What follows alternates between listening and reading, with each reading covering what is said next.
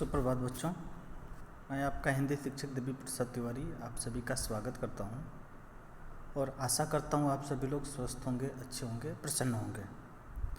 आइए आज हम संचयन पाठ्य पुस्तक से पाठ 2 स्मृति का अध्ययन करेंगे, जिसके लेखक हैं श्री राम शर्मा जी। श्री राम शर्मा जी का जन्म सन 1896 ईस्वी में 96 में हुआ था।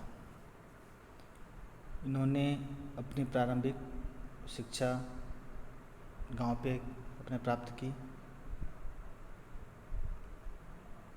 और आगे जाके अध्यापन कार्य में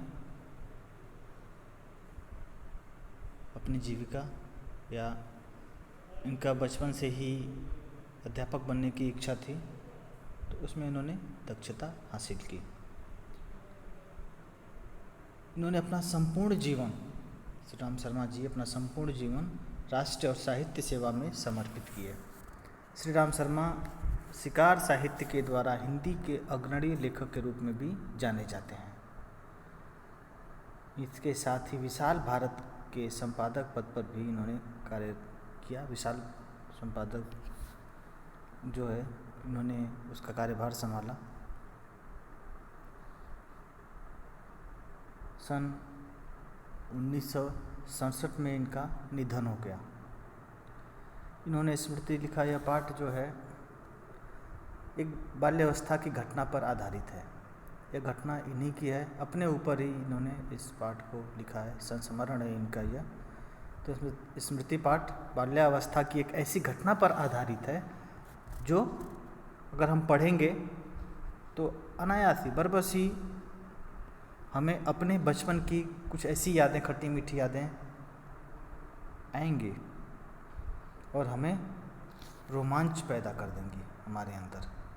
इस पाठ में लेखक ने यह स्पष्ट करने की कोशिश की है कि बच्चों की जो जिज्ञासा है, उनकी जो एक्टिविटी है, क्रियाकलाप है, उन्हें किस जोखिम तक पहुंचा सकता है, किस मुश्किल में डाल सकता है, इसका जीता जागता प्रमाण इस पाठ में श्री राम शर्मा जी ने लिखा है।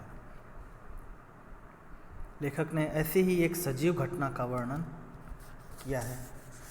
लिख रहे हैं कि सन 1908 ईस्वी की बात है। दिसंबर का आखिरी या जनवरी का प्रारंभ होगा। चिल्ला जाड़ा पड़ रहा था। 2-4 दिन पूर्व कुछ बूंदाबांदी हो गई थी, इसलिए शीत की भयंकरता और भी बढ़ गई थी। सायंकाल के 3:30 या 4 बजे होंगे। कई साथियों के साथ मैं झरबेरी के बेर तोड़ कर खा रहा था कि गांव के पास एक आदमी ने जोर से पुकारा कि तुम्हारे भाई बुला रहे हैं, शीघ्र ही घर लौट जाओ। मैं घर को चलने लगा। साथ में छोटा भाई भी था। भाई साहब की मार का डर था, इसलिए सहमा हुआ चला जाता था। बता रहे हैं कि सन 1908 ईस्वी की बात है। खूब सर्दी पड़ रही थी, ठंड का महीना था और चिल्ला जाड़ा मतलब बहुत ज़्यादा सर्दी, कड़ाके की सर्दी पड़ रही थी। किसी ने आके कहा कि तुम्हारे भैया बुला रहे हैं तुम्हें। भैया से अपने बहुत डरते थे। इनके बड़े भाई थे, उनका आदर करते थे, सम्मान करते थे। तो जैसे ही पता चला कि वो उन्हें बुला रहे हैं तो मार खाने की डर की वजह से घर की तरफ डरे डरे हुए से जाने लगे और मन में विचार कर रहे थे कि मेरा ऐसा क्या कसूर हो गया आज मैंने क्या अपराध ऐसा कर दिया, क्या गलती कर दिया जिसकी वजह से भैया बुला रहे हैं। आशंका थी कि बेर खाने के अपराध में ही तो पेशी न हो, पर आंगन में भाई साहब को पत्र लिखते पाया। अब पिटने का भय दूर हुआ। हमें देखकर भाई साहब ने कहा, इन पत्रों को ले जाकर माखनपुर डाकखाने में डालाओ। तेज़ी से जाना, जिससे आज शाम की डाक से चिट्ठी निकल जाए। ये बड़ी ज़रूरी है। घर पहुँचे, वहाँ देखे कि जो है इनके बड़े भैया कुछ पत्र लिख रहे हैं और इनको देखे तो कहे यह पत्र आज ही जो है डाक से चली जाए, शाम वाली डाक से। पत्र बहुत ज़्यादा ज़रूरी है, इसलिए इसको आज ही भेजना है। मक्खनपुर डाकघर में ले जाओ और इन पत्रों को वहाँ छोड़ाओ। जाड़े के दिन थे ही, इस पर हवा के प्रकोप से कपकपी लग रही थी। हवा मज्जा तक ठिठुरा रही थी, इसलिए हमने कानों को धोती से बांधा। माँ ने भुजाने के लिए थोड़े चने एक धोती में बांध दिए। हम दोनों भाई अपना अपना डंडा लेकर घर से निकल पड़े।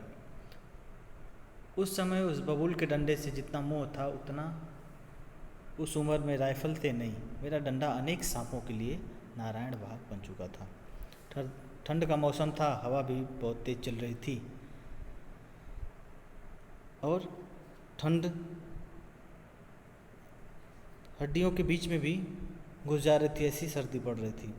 माँ ने इन्हें कान में बांधने के लिए धोती दिए और भुजाने के लिए थोड़े चने, भुनाने के लिए, भुना हुआ जो चना हम खाते हैं, तो इनकी माँ ने भी इन्हें भुनाने के लिए चने दिए और ये लोग जो है निकल पड़े, एक डंडा लिए और मक्खनपुर की तरफ रवाना हो गए।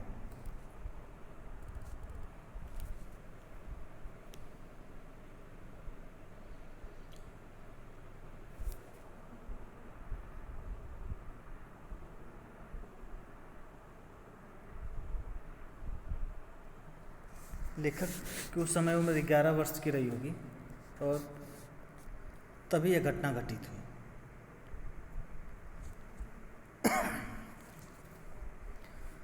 लेखक और उनका छोटा भाई जो है अपना अपना डंडा और माँ ने जो चने दिए थे उसे धोती में बांध दिए और थोड़े चने लेकर के चल पड़े। चिट्ठियाँ लेकर दोनों भाई निकल गए। दोनों तेजी से चलने लगे। उछलते कूदते हुए गांव के उस कुएं के पास पहुंच गए जिसमें एक काला सांप गिर गया था। कुआं कच्चा था और 24 हाथ गहरा था। उन्हें पानी का नामो निशान तक नहीं था।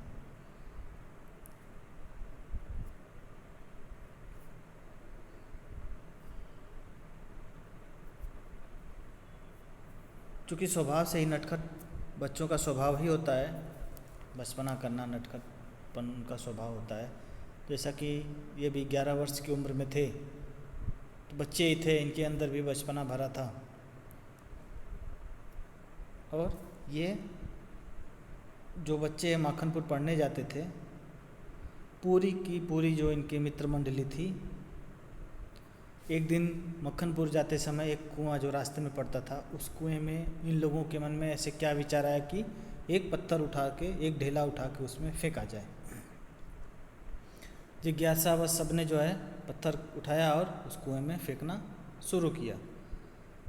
और जैसे ही पत्थर उस कुएं में फेंका गया, एक तेज सांप की आवाज़ आई, फुफकार हुई उस कुएं के अंदर से। और जब इन्होंने झांक कर देखा तो एक काला सांप जो है उस कुएं में गिरा हुआ था।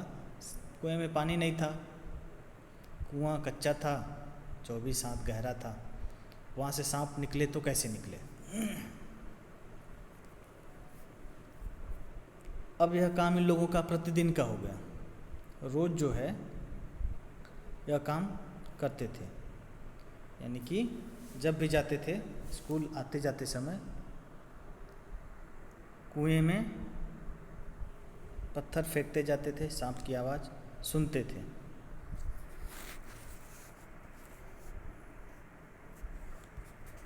अब चिट्ठी जिस दिन लेके जा रहे थे उस दिन भी मन में ख्याल आया कि फेंकते, एक ढेला फेंकते हुए चलेंगे।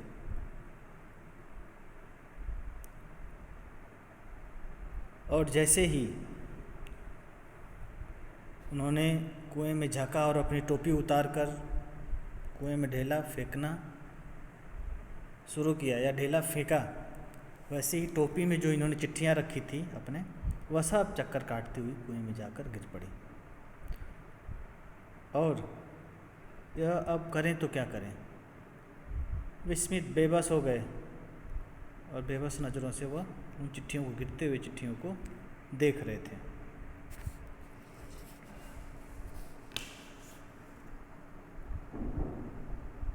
कुएं की पार्ट मतलब कुएं की जो जगत थी, कुएं का जो बैठने का भाग था, वहाँ बैठ कर के दोनों भाई रो रहे हैं। आंखों में पानी भरा हुआ है। अब इन्हें लग रहा है कि माँ अगर आ जाती, माँ की गोद, माँ की आंचल की छाया याद आने लगी। अगर माँ आती, गोद में ले लेती और कहती कोई बात नहीं, चिट्ठियाँ गिर गई तो गिर जाने दो, फिर से लिख जाएंगी, घर वापस चलो। तबीयत करती कि कुएं में बहुत सी मिट्टी डाल दी जाए और घर जाकर कह दिया जाए कि चिट्ठी डाला है। पर उस समय मैं झूठ बोलना जानता भी ही न था। घर लौटकर सच बोलने पर रुई की तरह धुनाई होती। मार के ख्याल से शरीर ही नहीं मन भी कांप जाता था। सच बोलकर पिटने के भावी भय और झूठ बोलकर चिट्ठियाँ कि न पहुँचने की जिम्मेदारी के बोझ से मैं दबा बैठा सिसक रहा था। इसी सोच विचार में 15 मिनट होने को आए। देर हो रही थी और इधर दिन का बुढ़ापा बढ़ता जा रहा था। चिट्ठियाँ गिर गई। माँ की याद आ रही है कि माँ आ जाए, गोद में ले ले, बोल दे कि बेटा कोई बात नहीं, चिट्ठी गिर गई तो गिर जाने दो, घर वापस चलो, फिर से दोबारा चिट्ठी लिख देंगे, फिर से डाकखाने में डालाना। पर ऐसा था नहीं, ऐसा संभव नहीं था। घर जाके अपने बड़े भाई साहब से सच कह नहीं सकते। बड़े भाई से सच कहते कि चिट्ठियाँ कुएं में गिर गई। 1000 सवाल पूछते, क्यों कुएं में गए, क्या करने गए, कैसे गिर गई, और फिर पिटाई होती, रुई की तरह धुनाई होती। जैसे धुनिया रुई को धुनता है वैसे ही इनको भी मार पड़ती। बड़े भाई साहब का डर था इनको।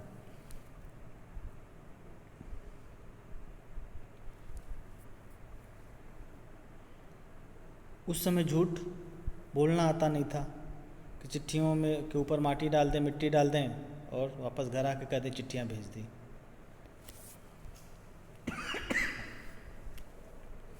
सच बोलकर पिटना भी नहीं चाहते थे और झूठ बोलकर चिट्ठियों के न पहुंचने की जिम्मेदारी की बोझ से तबे बैठकर सिसक कर रो रहे थे। 15-20 मिनट हो गए लेकिन कोई उपाय, कोई रास्ता नहीं सूझा कि करें क्या। इधर दिन भी ढलता चला जा रहा था। मन करता था कि कहीं भाग जाएं, पर ऐसा भी संभव नहीं था। कहीं भाग भी नहीं सकते थे। बेबस होकर के चिट्ठियों को देख रहे हैं जो कुएं में गिरी हैं। एक तरफ तो भाई की डांट पिटाई का डर था, दूसरी ओर जिम्मेदारी का बोझ कि चिट्ठियाँ समय से अपने गंतव्य स्थान तक कैसे पहुँचे। दृढ़ संकल्प से दुविधा की बेड़ियाँ कट जाती हैं। मेरी दुविधा भी दूर हो गई। कुएं में घुसकर चिट्ठियों को निकालने का निश्चय किया। कितना भयंकर निर्णय था, पर जो मरने को तैयार हो उसे क्या, मूर्खता अथवा बुद्धिमत्ता से किसी काम को करने के लिए कोई मौत का मार्ग ही स्वीकार कर ले, और वह भी जानबूझकर, तो वह अकेला संसार से भिड़ने को तैयार हो जाता है। और फल, उसे फल की चिंता क्या, फल तो किसी दूसरी शक्ति पर निर्भर है। कर्मण्येवाधिकारस्ते मा फलेषु कदाचन।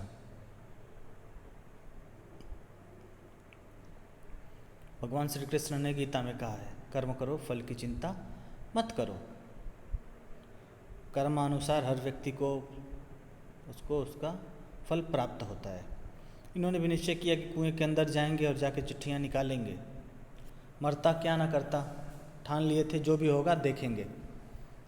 जैसा कि प्रारंभ में ही लेखक ने कहा है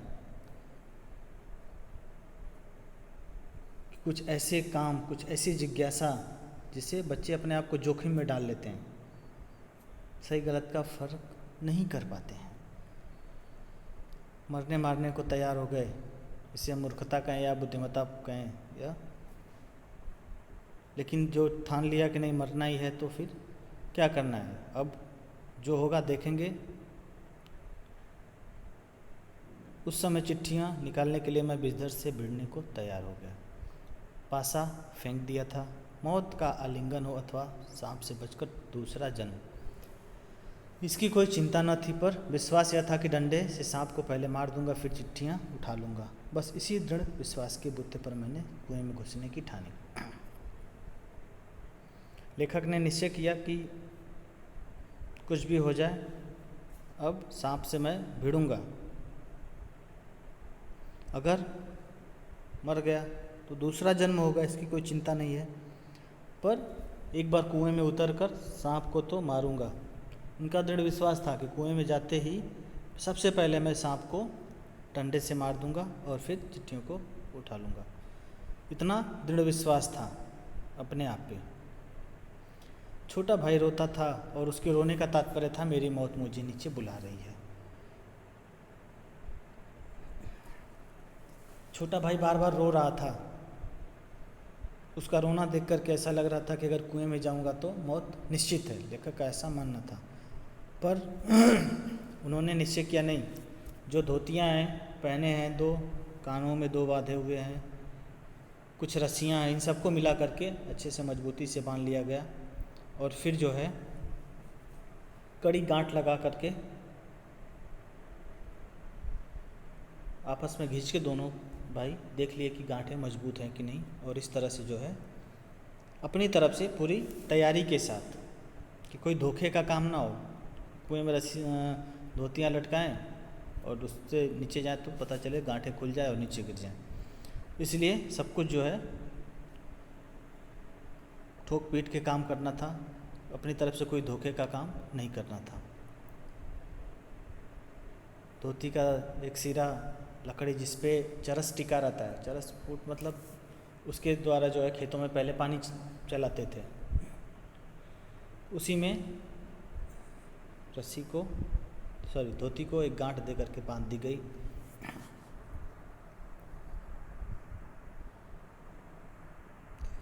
अब यह कुएं में घुसने लगे। छोटा भाई फिर बैठ के रो रहा है।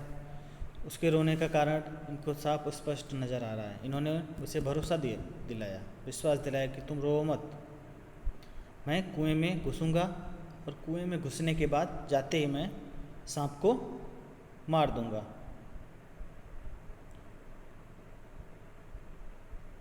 लेकिन छोटा भाई अपने बड़े भाई की फिक्र में रो रहा था।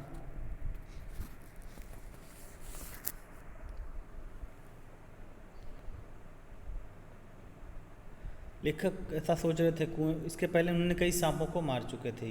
इन्होंने सोचा था कि कुएं में घुसूंगा तो घुसते ही सांप को मारना मेरे बाएं हाथ का खेल है, आसानी से मार लूँगा। मैंने बहुत सारे सांप को मारा है तो इसको मारने में मुझे ज़्यादा कोई समय नहीं लगेगा और आसानी से इसे मार करके चिट्ठियाँ उठा लूँगा। यह मेरे बाएं हाथ का खेल है। बाएं हाथ का खेल मतलब एकदम आसान काम है।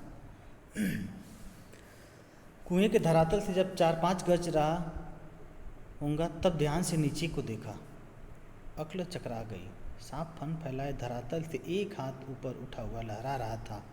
पूंछ और पूंछ के समीप का भाग पृथ्वी पर था, आधा अग्रभाग ऊपर उठा हुआ मेरी प्रतीक्षा कर रहा था। नीचे डंडा बंधा था। मेरे उतरने की गति से जो इधर उधर हिलता था, उसी के कारण शायद मुझे उतरते देख सांप घातक चोट के आसन पर बैठा था। इधर जैसे कुएं में उतरना शुरू किए और 4-5 गज अभी बचा ही था उतरने को, तो इन्होंने देखा कि सांप जो है धरातल से आधा भाग ऊपर करके इनका इंतजार कर रहा है। सांप भी अपने पूरी तैयारी के साथ है, घातक तैयारी के साथ, मतलब पूरी तरह से तैयार बैठा है। वह कोई भी ऐसा अवसर नहीं जाने देना चाहता है जिससे जो है वह बच सके।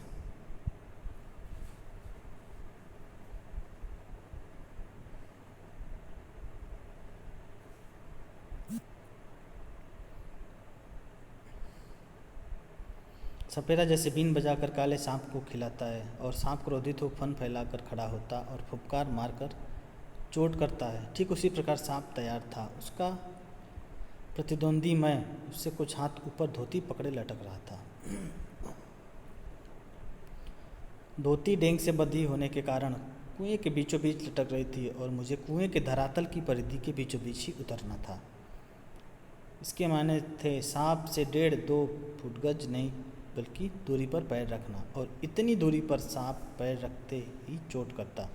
स्मरण रहे, कच्चे कुएं का जो व्यास होता है बहुत कम होता है, नीचे तो वह 1.5 गज से अधिक होता ही नहीं। ऐसी दशा में कुएं में मैं सांप से अधिक 4 फुट की दूरी पर रह सकता था। वह भी उस दशा में जब सांप मुझसे दूर रहने का प्रयत्न करता, पर उतरना तो था कुएं के बीच में, क्योंकि मेरा साधन बीचों बीच लटक रहा था।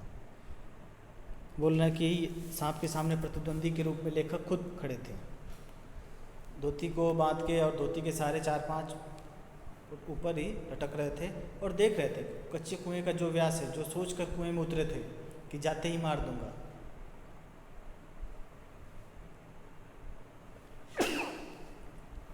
तो ऐसा कुछ संभव नहीं हो पाया। जो जाते ही मारने का विचार था वह तो काम नहीं किया। चिट्ठियाँ बीचों बीच गिरी थी और बीचों बीच पैर रख करके चिट्ठियों को उठाना था, यह संभव नहीं था। इनका जो साधन था वह बीचों बीच लटक रहा था। ऊपर से लटक कर तो सांप नहीं मारा जा सकता, उतरना तो कुएं में ही था। थकावट से ऊपर चढ़ भी नहीं सकता था। अब तक अपने प्रतिद्वंदी को पीठ दिखाने का निश्चय नहीं किया था। यदि ऐसा करता भी तो कुएं के धरातल पर उतरे बिना क्या मैं ऊपर चढ़ सकता था। धीरे धीरे उतरने लगा, एक एक इंच। ज्यों ज्यों मैं नीचे उतरता था त्यों तो मेरी एकाग्रचित्तता बढ़ती जाती थी। बता रहे हैं कि कच्चे कुएं का जो व्यास है कम है और उस सांप को मारने के लिए तो कुएं में उतरना पड़ेगा, और जो चिट्ठियां हैं वो बीचों बीच गिरी हैं तो उसको उठाने के लिए भी कुएं पे उतरना ही है, कुएं में। लेकिन प्रश्न यह है कि कैसे उतरें। ऊपर लटक करके तो सांप को मार नहीं सकते हैं, और जो कुआं है वह 24 फीट गहरा है, तो उसको फिर से चढ़ने के लिए नीचे तो एक बार उतरना पड़ेगा। थकावट की वजह से ऊपर चढ़ नहीं सकते थे। अब जो है धीरे धीरे यह नीचे उतरते जा रहे थे।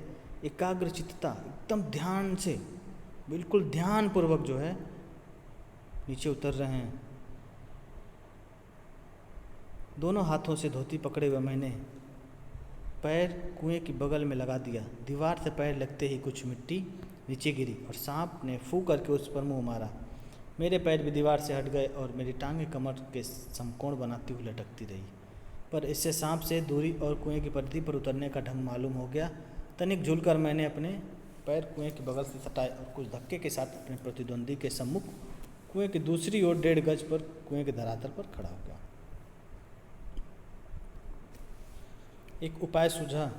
थोड़ी सी मिट्टी अपने पैरों को कुएं की दीवार से सटाकर थोड़ी सी मिट्टी गिराए तो सांप ने फू करके उस तरफ जब अपना मुंह घुमाया तो यह उसके फुफकार की वजह से, डर की वजह से पैर अपने आप ऊपर उठ गया, हवा में संपूर्ण बना करके झूलने लगा। लेकिन इससे इनको पता चल गया और यह झूल करके अपने प्रतिद्वंदी के सम्मुख कुएं के दूसरी तरफ जाकर के 1.5 गज की दूरी पर खड़े हो गए। कुएं से सांप को और इनके बीच में जो 1.5 गज की दूरी थी वो ठीक थी, उससे सांप का जो प्रहार होता है उससे बच सकते थे। आंखें चार हुई, शायद एक दूसरे को पहचाना। सांप को चक्षुश्रवा कहते हैं। चक्षु मतलब नेत्र, श्रवा मतलब सुनने वाला। दोनों की आंखें मिली, लेखक की और सांप की। सांप को इसलिए आंखों से सुनने वाला कहा जाता है। अन्य इंद्रियों ने मानो सहानुभूति से अपनी शक्ति आंखों को दे दी हो। सांप के फन की ओर मेरी आंखें लगी हुई थी कि अब किस ओर आक्रमण करता है। सांप ने मोहिनी सी डाल दी थी, शायद वो मेरे आक्रमण की प्रतीक्षा में था। पर जिस विचार और आशा को लेकर मैंने कुएं में घुसने की ठानी थी वह तो आकाश कुसुम था। अनुमान, मनुष्य का अनुमान और भावी योजनाएं कभी कभी कितनी मिथ्या और उल्टी निकलती हैं। मुझे सांप का साक्षात्कार होते ही अपनी योजना और आशा की असंभावना प्रतीत हो गई। अपने प्रतिद्वंदी को यह देखे सांप भी ऐसे ही देख रहा था, सोच रहा था कि पहले लेखक आक्रमण करें, पर लेखक ने जिस विचार से कुएं में घुसने की ठानी थी कि जाते ही सांप को मारूंगा, वह विचार तो आकाश कुसुम की भांति उड़ गया, गायब हो गया। अब जो है कह रहे हैं कि मनुष्य कभी कभी कुछ योजनाएं बनाता है तो वह सफल नहीं होती है, लेकिन हम इंसान हैं और हमारा यह दायित्व बनता है कि हम जो भी काम करें, पढ़ रहे हैं या अन्य कोई भी कार्य हमारा हो, तो सभी कार्य का हम एक प्रारूप तैयार करते हैं। पहले पढ़ना है या जो भी खाना बनाना है, हर एक चीज़ का, छोटे से छोटे काम का और बड़े से बड़े काम का, फिर उसी प्रारूप के अनुसार हम कार्य करते हैं। अगर हमारा प्रारूप सही नहीं है, बिना प्रारूप के काम करेंगे तो काम अस्त व्यस्त हो जाएगा, काम सही तरीके से नहीं होगा।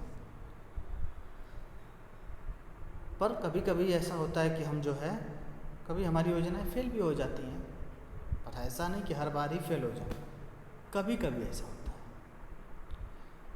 तो ठीक है, कभी कभी होता है तो कोई बात नहीं, पर ऐसा नहीं कि हम एक बार फेल हो गए तो योजनाएं बनाना ही बंद कर दें, फिर सुधार करें उसमें। इंसान है, हम गलतियां करते रहते हैं, सीखते रहते हैं, यह प्रवृत्ति है। कोई माँ के पेट से सीख कर नहीं आता है, यहीं हम आते हैं, यहीं गलतियां करते हैं और यहीं सीखते हैं, सुधार करते हैं, करते रहते हैं। अगर हम गलतियां करें और उस पर कोई अमल ना करें, ठीक है चलो हो गया ऐसे कर दें, तो यह सही काम नहीं है।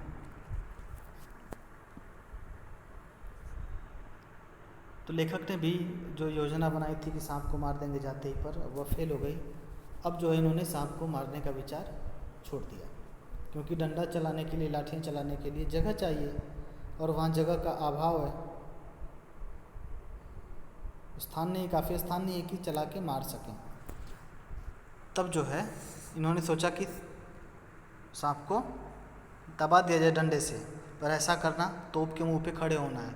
तोप से गोला निकल रहा हो जाके वहाँ कि नहीं इसको बंद कर दो इसके मुंह को, तो खड़े हो जाओ तो मरने का काम हो जाएगा। ठीक वैसे ही स्थिति वहाँ पे भी लेखक के सामने थी।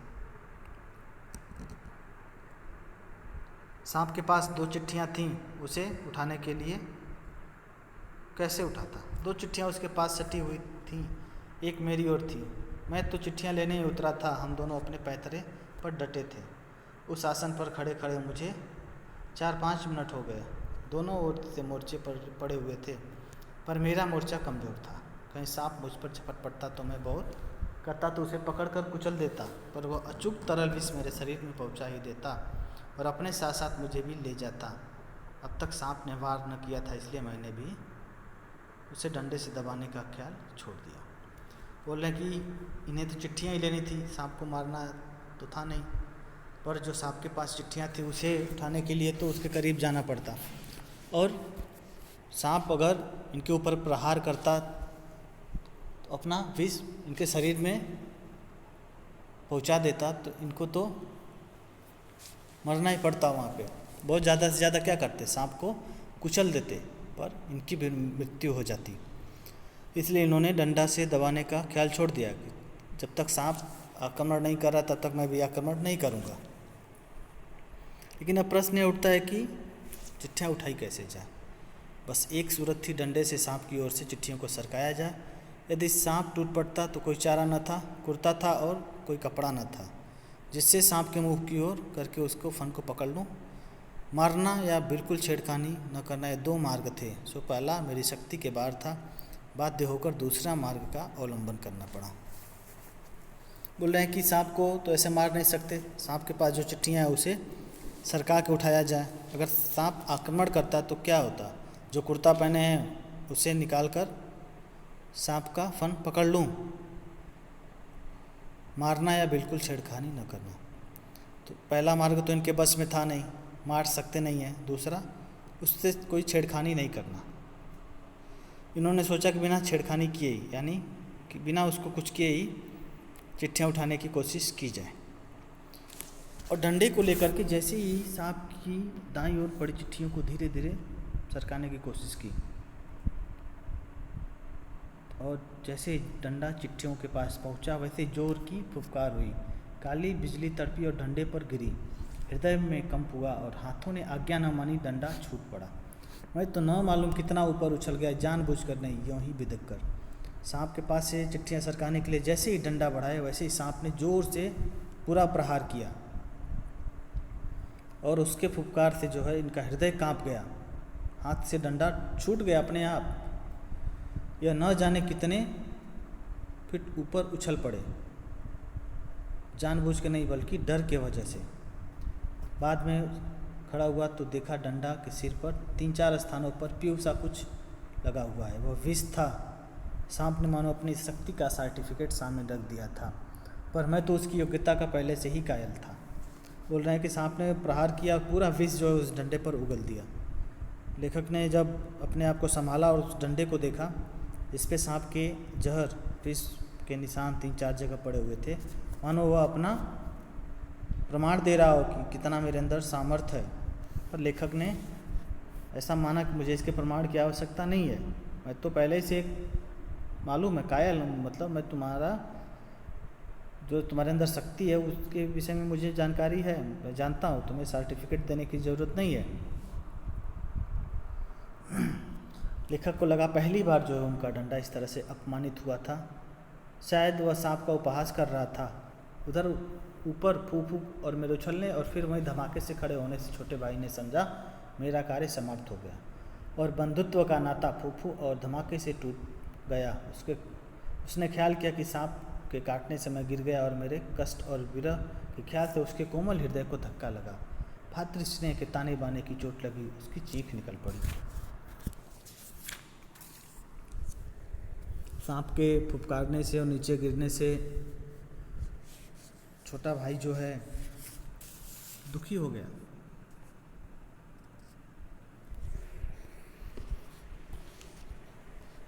सांप छोटे भाई को लगा कि सांप ने लेखक को काट लिया और भाई के विरह के ख्याल से ही उसके कोमल हृदय को धक्का लगा, उसे चोट लगी। अर्थात छोटा भाई अपने बड़े भाई को जो है अर्थात जो लेखक हैं उनके प्रति अधिक सहानुभूति थी। उसे अपने भाई से अत्यधिक प्रेम था, लगाव था। लेखक के प्रति सहानुभूति, प्रेम और लगाव ही जो है उसकी प्रबल भावना थी। इसी के कारण जो है छोटा भाई चीख पड़ा। यह दोनों भाइयों के बीच मौजूद गहरे संबंध को दर्शाता है। आज हम देखते हैं कि किस तरह से धीरे धीरे लोगों के अंदर मनमुटाव उत्पन्न होता चला जा रहा है। भले ही लोग अपने सगे हैं लेकिन फिर भी उनका व्यवहार एक पराये की तरह होता जा रहा है। इस पाठ में दर्शा रहा है, लेखक ने बताया है कि किस तरह से जो है हमें अपने हर संबंध को, हर रिश्ते को संभाल के रखना चाहिए, सहेज कर रखना चाहिए। छोटा भाई और बड़े भाई के बीच गहरा आत्मीय संबंध था। अपने बड़े भाई की कुशलता के लिए वह व्याकुल चिंतित था, इसलिए वह रो रहा था। उसे लगा कि सांप ने काट लिया है और वास्तव में स्नेह या प्रेम ऐसा ही सकारात्मक मनोविकार है। इसमें अपने स्नेह पात्र की, जिसमें भी जो भी व्यक्ति स्नेही है वह अगर अपने स्नेह पात्र की अमंगल की आशंका से ही उसे स्नेह करने वाले का मन व्यथित हो जाता है, दुखित हो उठता है। इसका प्रमाण लेखक के छोटे भाई का चीखना है। ऐसा उदाहरण हम और जगहों पे देख सकते हैं, जैसे भगवान राम और लक्ष्मण इतिहास के प्रसिद्ध भातृ स्नेह को देख सकते हैं। लक्ष्मण के युद्ध भूमि में जब मूर्छित हो जाने पर उनके वियोग में भगवान राम की क्या दशा हुई थी। मर्यादा पुरुष थे, मर्यादा पुरुषोत्तम थे, फिर भी जो है उनके अंदर ऐसी दशा उत्पन्न हो गई। भातृ स्नेह का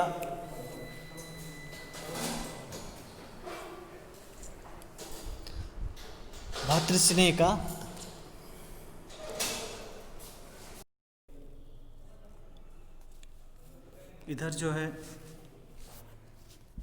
किस तरह से भगवान राम जो है मर्यादा पुरुष थे, वीर पुरुष थे, फिर भी जो है विलाप करने लगे, रोने लगे अपने भाई के दुख मूर्छित देख करके।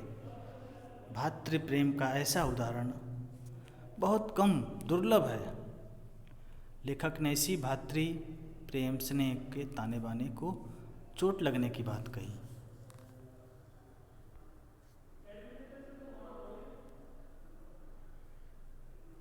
सहमा अथवा आतंक से अपनी ओर खिंच गया और गुंजलक मारता हुआ सांप का पिछला भाग मेरे हाथों से छू गया। उफ, कितना ठंडा था।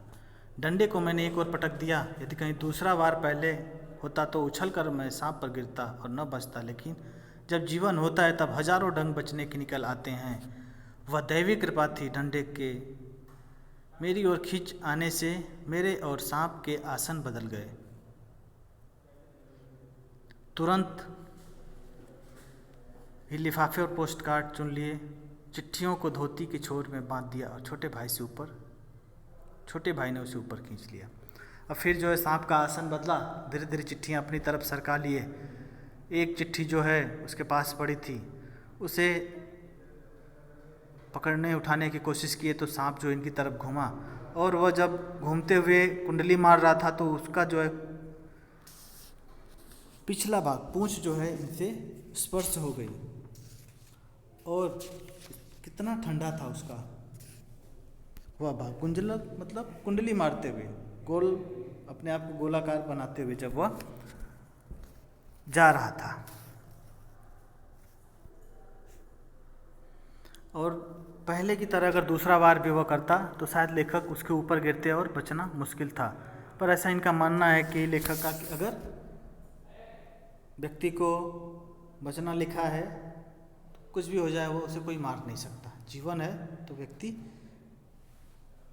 बच जाता है। लेखक ने भी अपने आप को संभाला और पोस्टकार्ड लिफाफे सब उठाए। धोती के एक सिरे में बांधकर छोटे भाई को उन्होंने कहा कि ऊपर खींच लो। डंडे को सांप के पास से उठाने में भी बड़ी कठिनाई पड़ी। सांप उससे खुलकर उस पर धरना देकर बैठा था। जीत तो मेरी हो चुकी थी पर अपना निशान गंवा चुका था। आगे हाथ बढ़ाता था, सांप हाथ पर वार करता। इसलिए कुएं की बगल से एक मुट्ठी मिट्टी लेकर मैंने उसकी दाईं ओर फेंकी। वह उस पर झपटा। मैंने दूसरे हाथ से उसकी बाईं ओर से डंडा खींच दिया। पर बात की बात में उसने दूसरी ओर भी वार किया। यदि बीच में डंडा न होता तो पैर में उसके दांत गड़ गए होते। सब कुछ चिट्ठियाँ टूट गई पर डंडा नीचे ही सांप के पास था। अब डंडा उठाने के लिए इन्होंने कोशिश किया तो सांप उस डंडे पे धरना देकर बैठ गया कि चलो ठीक है, डंडे को कैसे उठाते हो देखता हूँ। अब जो है सांप के पास से डंडा उठाने के लिए आधी जीत तो हो चुकी थी पर डंडा भी लेना जरूरी था। तो एक मुट्ठी मिट्टी उठाए, कुएं की दूसरी तरफ फेंके। सांप उधर लपका और लेखक ने अपने दूसरे हाथ से उसके बाईं तरफ से डंडा उठाने की कोशिश की, पर सांप भी फुर्तीला था। तुरंत घूम के दूसरी तरफ से वार किया, पर लेखक डंडे के सहारे उसके वार को रोक लिया। अगर डंडा ना होता तो शायद उसके दांत इनके पैरों में गड़ गए होते। अब ऊपर चढ़ना कोई कठिन काम न था। केवल हाथों के सहारे, पैरों के बिना कहीं लगाए हुए 36 फुट ऊपर चढ़ना मुझसे अब नहीं हो सकता। 15-20 फुट बिना पैरों के सहारे केवल हाथों के बल चढ़ने की हिम्मत रखता हूँ। कम ही अधिक नहीं, पर उस 11 वर्ष की अवस्था में मैं 36 फुट चढ़ा। बाहें भर गई थी, छाती फूल गई थी, धौकनी चल रही थी। आगे बता रहे हैं कि ऊपर चढ़ना बहुत मुश्किल का काम था। 36 फीट ऊपर चढ़ना आसान काम नहीं था। 20 फुट तक चढ़ सकते हैं पर इससे ज़्यादा नहीं। लेकिन अपने प्राणों को बचाना है। 11 वर्ष की उम्र में लेखक ने 36 फुट की चढ़ाई पूरी की। बाहें, हाथे, जो दोनों हाथ थक गए, धौकनी चल रही थी, मतलब तेज धड़कन चलने लगी। पर एक एक इंच सरक सरक कर अपनी भुजाओं के बल में ऊपर चढ़ता आया। यदि हाथ छूट जाते तो क्या होता, इसका अनुमान करना कठिन था। थकान की वजह से कहीं हाथ छूट जाता अचानक तो नीचे गिर जाते। सांप आराम से अपना प्रहार इनके ऊपर करता। ऊपर आकर बेहाल होकर थोड़ी देर तक पड़ा रहा। देह को झाड़ झूर कर धोती कुर्ता पहना। फिर किशनपुर के लड़के को, जिसने ऊपर चढ़ने की चेष्टा को देखा था, ताकीद करके कि वह कुएं वाली घटना किसी से न कहे, हम आगे बढ़े। ऊपर किसी तरह चढ़े, थोड़ी देर लेटे रहे। एक लड़का जो इनके ऊपर चढ़ने की प्रक्रिया को देखा था, उसे बार बार चेताए कि तुम इस घटना को किसी को बताना मत। ताकीद किए, बार बार चेताए, मतलब भाई इस बात को तुम अपने तक ही सीमित रखना, किसी अन्य को मत बताना। जब सन 1915 में मैं मैट्रिकुलेशन पास करने के उपरांत एक घटना मैंने माँ को सुनाई। सजल नेत्रों से माँ ने मुझे अपनी गोद में बैठा लिया, जैसे चिड़िया अपने बच्चों को डौने के नीचे छिपा लेती है। कितने अच्छे थे वे दिन। उस समय राइफल न थी, डंडा था और डंडे का शिकार कम से कम उस सांप का शिकार राइफल के शिकार से कम रोचक और भयानक न था। बोले जब लेखक सन 1915 में मैट्रिक की परीक्षाएं पास कर ली और उसके बाद यह बात जब अपनी माँ को बताई तो माँ ने इन्हें बड़े प्यार से अपने गोद में बैठा लिया। जैसे एक चिड़िया, नन्ही चिड़िया जो है अपनी माँ की गोद में छिपी रहती है, उसी तरह से लेखक की माँ ने भी इन्हें अपनी गोद में आंचल की छाया में बैठा लिया। डौने में छिपा लिया मतलब पंख में जैसे चिड़िया छिपाती है, वैसे ही माँ भी अपने आंचल में नहीं छिपा ली। और लेखक बता रहे हैं शिकार साहित्य के जनक हैं। शिकार साहित्य मतलब जो इसमें शिकार वगैरह की जो रचनाएं होती हैं। तो बता रहे हैं कितने अच्छे थे वो दिन जब ना ही कोई डंडा था, ना ही कोई राइफल थी, बस डंडा ही डंडा था। डंडे से शिकार होते थे और वह किसी राइफल से कम नहीं था।